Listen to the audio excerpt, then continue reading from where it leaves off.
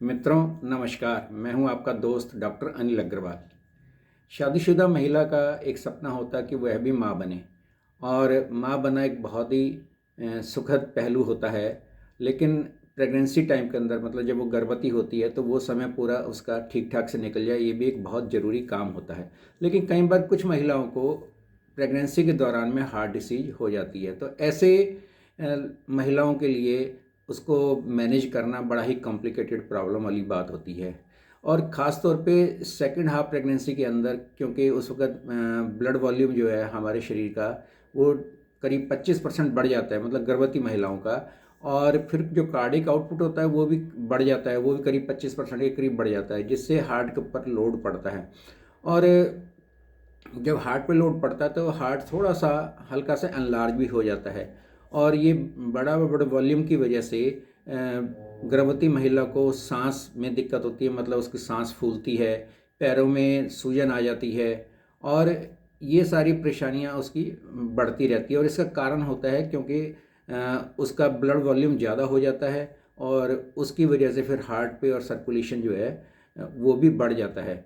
लेकिन ये सब कुछ जो है होते हुए भी उसके हार्ट के अंदर कोई किसी तरह की कोई डिसीज़ नहीं होती है कि हम ये कहेंगे उसके अंदर कोई किसी तरह की डिसीज़ है।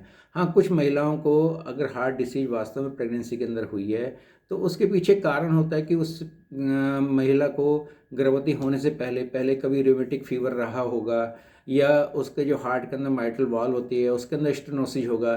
तो उसकी वजह से ये हार्ट के अंदर की ये प्रॉब्लम्स जो है गर्भवती महिला को आती है।